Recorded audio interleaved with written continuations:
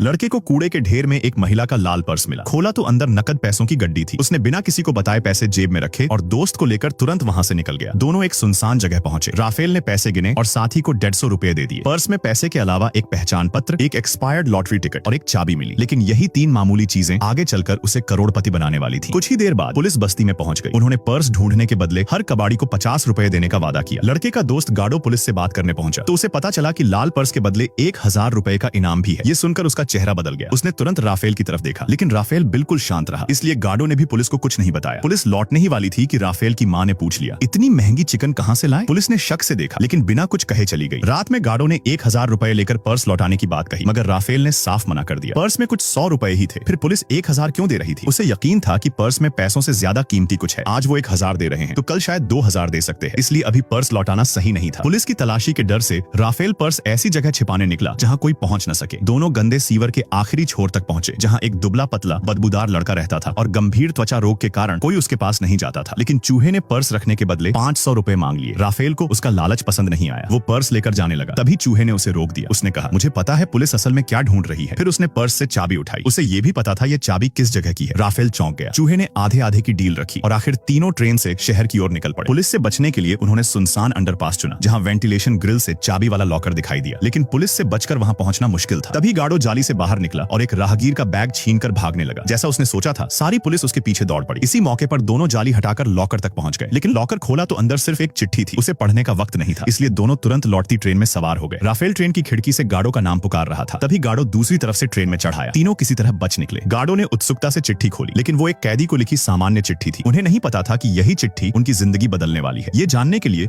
कि पुलिस चिट्ठी के लिए इतना पीछे क्यों पड़ी है, तीनों चुपके से चर्च में घुसे और पादरी के कंप्यूटर से चिट्ठी पर लिखा नाम खोजा। तो पता चला वो कैदी गरीबों का वकील और भ्रष्टाचार के खिलाफ आवाज उठाने वाला नेता था, जिसे सत्ता में बैठे लोगों ने जेल में डलवा दिया था। उधर पुलिस ने सभी कबाड़ियों को पर्स खोजने के लिए बुलाया। उस पुलिस वाले ने देखा कि उससे बात करने वाले दोनों बच्चे आज नहीं आए, तो उसे उन पर शक हो गया। उसी रात उसने राफेल का अपहरण करवा लिया। जब गार्डो वहां पहुंचा तब तक गाड़ी जा चुकी थी। वो तुरंत पादरी के पास मदद मांगने गया। दोनों घबराकर पुलिस स्टेशन पहुंचे। पादरी ने राफेल की तस्वीर दिखाकर मदद मांगी, लेकिन पुलिस वालों ने उसकी बात तक नहीं सुनी। गुस्से में पादरी लोहे की सलाखों तक जा पहुंचा। वो अंदर राफेल का नाम जोर जोर से पुकारता रहा, लेकिन कोई जवाब नहीं मिला। दोनों बेबस होकर बाहर बैठे थे, लेकिन राफेल वहां था ही नहीं। पुलिस अधिकारी उसे सुनसान सड़क पर ले जाकर गाड़ी में फेंक चुका था। सिर पर बोरा डालकर उसे बुरी तरह पीटा और पर्स का पता पूछा, लेकिन राफेल चुप रहा। अधिकारी ने उसे डिक्की में बंद कर करीब 1 घंटे तक प्रताड़ित किया। हालत बिगड़ने पर धमकाया, पर्स का मालिक हमारे हाथों मारा गया, सच नहीं बताया तो तुम्हारा भी वही हाल होगा। लेकिन राफेल जानता था कि पर्स का राज खुलते ही उसके दोस्तों की जान भी खतरे में पड़ जाएगी। गुस्से में अधिकारी ने उसे मारने का आदेश दे दिया, मगर उस पुलिसकर्मी को चिट्ठी का राज पता था और वो खुद इस मामले में नहीं फंसना चाहता था, इसलिए उसने चुपके से राफेल को छोड़ दिया।